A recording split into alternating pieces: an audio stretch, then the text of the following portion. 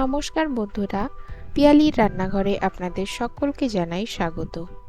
আমি আজ আপনাদের সঙ্গে শেয়ার করছি নিরামিষ মাটার মাশরুমের রেসিপি। ভিডিওটি ভালো লাগলে লাইক, শেয়ার, কমেন্ট করতে ভুলবেন না। চ্যানেলটিকে সাবস্ক্রাইব করে নেওয়ার অনুরোধ রইল। ফেসবুক থেকে ভিডিওটি দেখে থাকলে ফেসবুক পেজটিকে ফলো করে দেবেন। আর আপনারা আমাকে ইনস্টাগ্রামেও ফলো করতে পারেন। আমার ইনস্টাগ্রাম হ্যান্ডেলের আইডি পিয়ালির রান্নাঘর। তাহলে চলুন দেখে নেওয়া যাক এই রেসিপিটা বানানোর জন্য আমাদের কি কি উপকরণ লাগবে।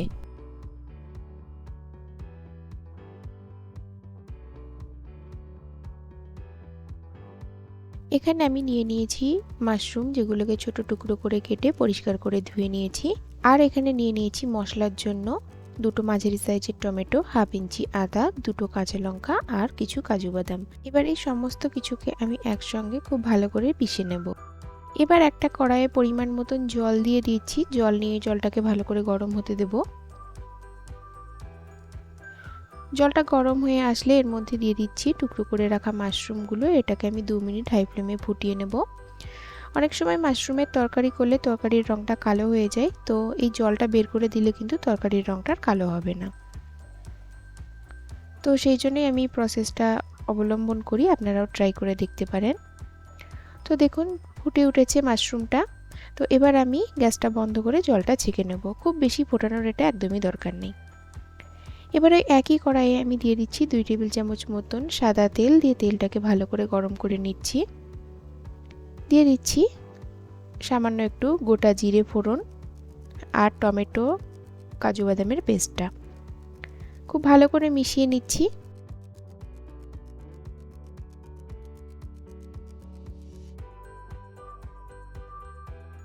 এবার এর মধ্যে দিয়ে দিচ্ছি হাফ চা চামচ মতন ধনে গুঁড়ো, হাফ চা চামচ Kashmiri red chilli powder, half চা চামচ হলুদ গুঁড়ো,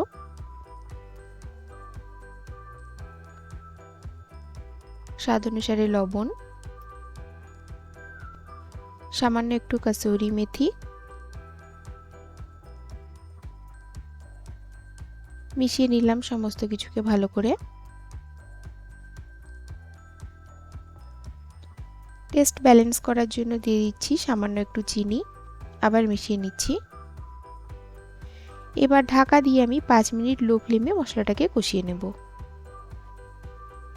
ফিরে আসলাম 5 মিনিট পর। দেখুন তেলটা সেপারেট হয়ে গেছে, মশলাটাও ভালো করে কষানো হয়ে গেছে। আমি একবার নাড়াচাড়া করে নিচ্ছি। এবার দিয়ে দিচ্ছি আমি এর মধ্যে মটরশুঁটি 1 কাপ। আমি এখানে ফ্রোজেন মটর ব্যবহার করেছি, আপনারা ফ্রেশ মটর ব্যবহার করতে পারেন।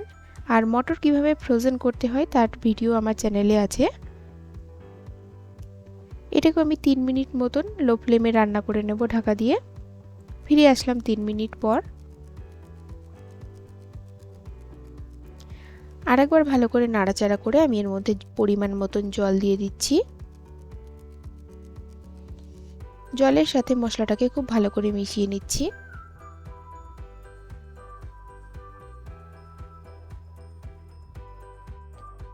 ঢাকা দিয়ে দিলাম ফুটে ওঠার জন্য।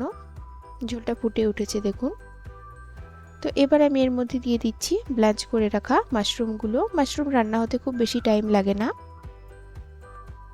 তো এবার মাশরুমটা দিয়েও আমি ভালো করে এটাকে মিশিয়ে নিচ্ছি।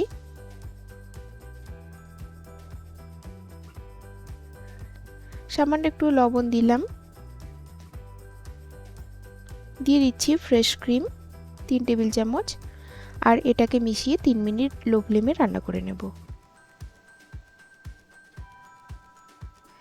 3 মিনিট পর আমি এর মধ্যে দিয়ে দিচ্ছি একটা চিজ কিউব গ্রেট করে। এটা অপশনাল, তবে এটা দিয়ে দেখবেন রান্নার টেস্টটা কিন্তু খুব সুন্দর আসে। তো চিজটা দিয়ে আমি 2 মিনিট আরও রান্না করব। এটাকে ভালো করে মিশিয়ে নিচ্ছি।